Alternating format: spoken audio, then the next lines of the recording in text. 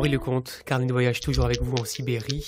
Et cette nouvelle population, les Évinques que vous avez évoqués en début de carnet de voyage, et vous dites peuple en Sibérie qui est un des plus éparpillés. Oui. Entre le sud de la taïga russe, il y a même des Évinques Chine, Mongolie, enfin par. Oui, des Évinques en Mongolie et en Chine aussi, oui. Mais ils se reconnaissent entre eux? Ils ont du mal à se comprendre parce qu'ils parlent des dialectes différents, mais enfin c'est tout de même la même langue. Et puis ils ont aussi une particularité, c'est que c'est eux qui ont créé le terme chaman, c'est un mot évinque. Ah. Alors vous dites aussi des très grands nomades. Pour donner un ordre d'idée, c'est en hiver à peu près changement de camp tous les 20 jours, oui. Et en été tous les 3-4 jours. Oui, oui. Ben, pour que les troupeaux de rennes, c'est des éleveurs de rennes, aient de quoi se nourrir. Et donc je rebondis sur ce que vous disiez, l'importance du verbe jouer. Oui. Jouer et sa polysémie chez les Évinques. Jouer, chamaniser. C'est le même mot. C'est le même mot. Ike. Et Oktyabrina, par exemple, c'était l'assistante du dernier chaman évinque, Vassili Vassiliev, qui nous a quittés, hélas, il y a un an. Et il y avait aussi un jeu entre eux. Et par exemple, à la fin du rituel, elle lui prenait ses habits qu'elle mettait et elle se mettait à jouer du tambour pour lui permettre de tiédir, selon le vocabulaire, pour lui permettre de revenir dans le monde du milieu.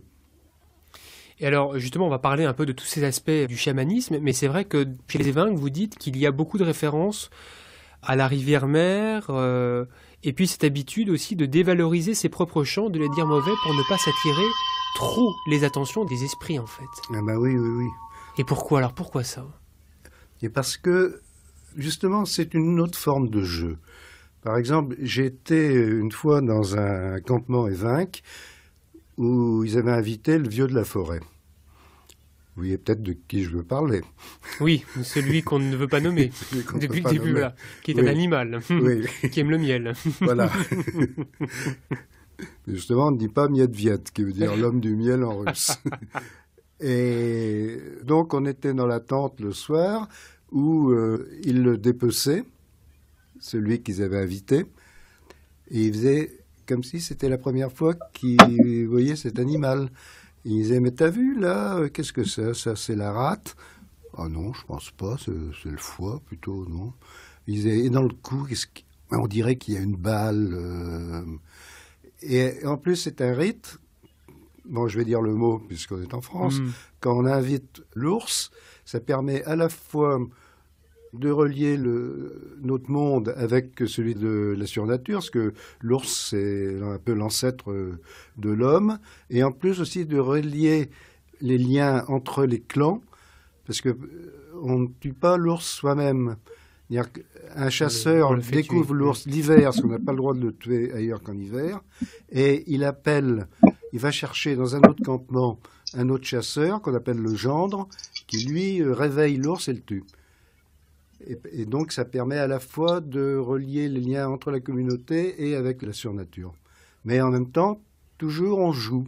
C'est-à-dire qu'on ne lui dit pas la vérité, on fait semblant de truquer, et ce qui ne veut pas dire que ça soit une chose qu'on fasse à la légère. Hein.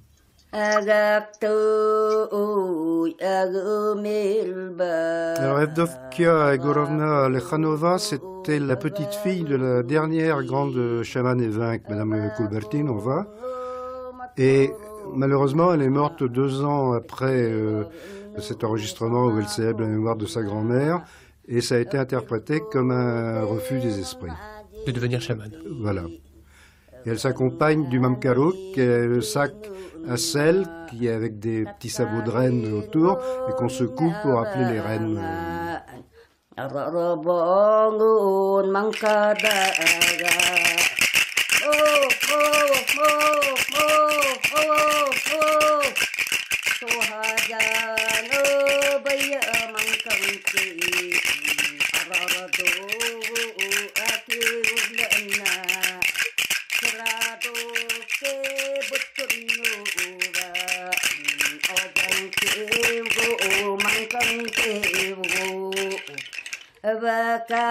Con những cái utaya aigo soya ga ji Utaka che yominangan tika nga ni tatkadabi